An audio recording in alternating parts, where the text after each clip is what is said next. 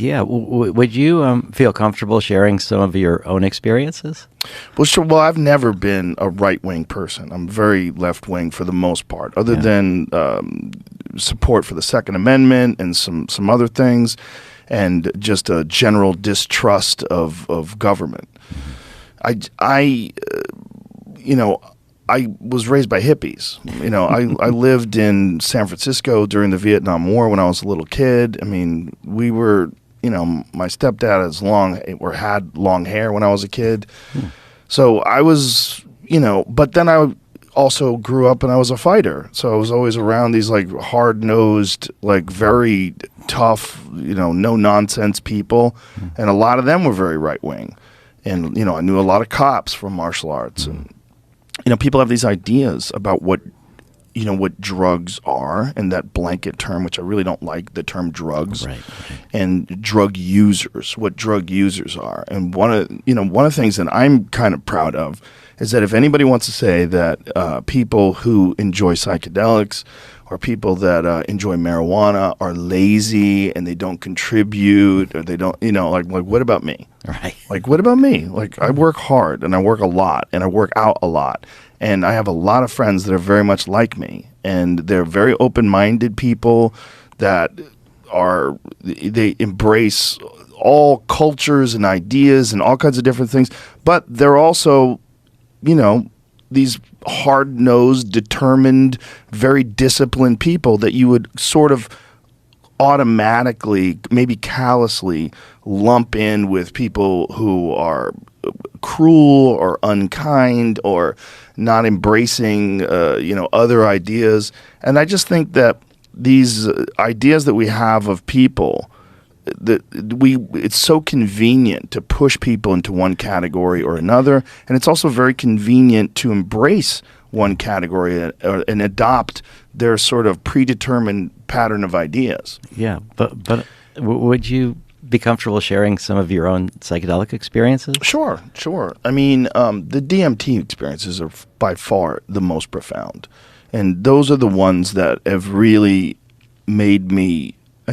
Every time I've done it, it's just completely made me rethink how I interface with people, what life is, and what that experience.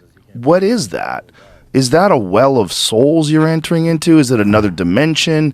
Is it some sort of parallel dimension of disembodied consciousness that you seem to be engaging with life forms, with things that know you, that can see your thoughts and see resistance and see bullshit in you? I mean, it's every time I've done it, it's sort of just like, in one way or another, just removed one layer of the onion, one layer of bullshit that keeps you from just embracing the great mystery of this existence, whatever it is. Yeah, I think we're built on these layers and layers of billions of years of evolution, and sort of from the single cellular organisms, it's all in us still. Mm-hmm. And that our prefrontal cortex, our brain, has kind of helped us focus on what we need as humans in our transition from birth to death.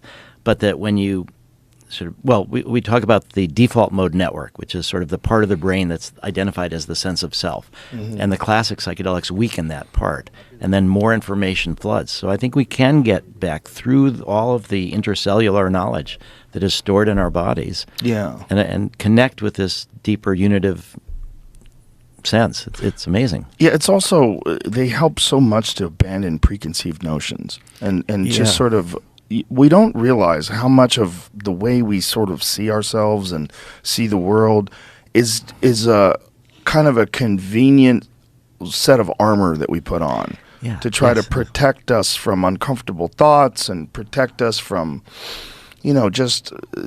just mystery. The mystery of but there is a lot of mystery in life. Like, it's mostly mystery. Yeah. And I think psychedelics are the greatest mystery. And there's something about them that's just the idea that it exists, that you can smoke a thing and then 15 seconds later be transported into an impossible realm, and that exists, and no one's discussing it. every day on Yeah, the yeah. news, they're talking about a million different things that seem so trivial once you've had a DMT experience. Yeah, you're reminding me of my 5-MeO DMT experience that I had. And it felt like I went sort of back to the moment of creation. Yeah.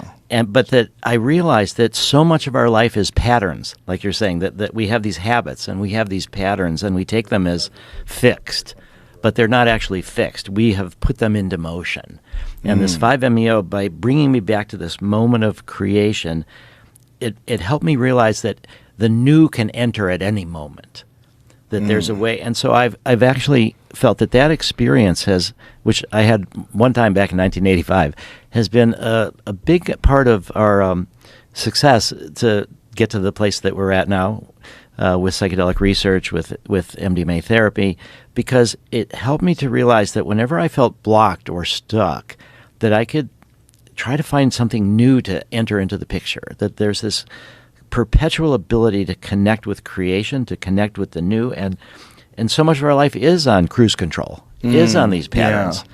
And It's easier to do it that way. It is, Yeah. and there's advantages to that, so we don't have to rethink things all the time, but it also narrows our vision. Yeah, it very much so does.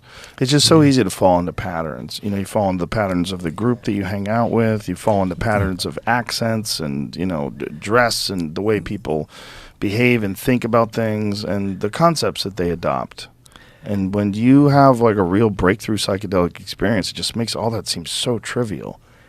My DMT experience, my first 5-MeO experience, I've done both multiple times, but the first 5-MeO experience, I thought I fucked up.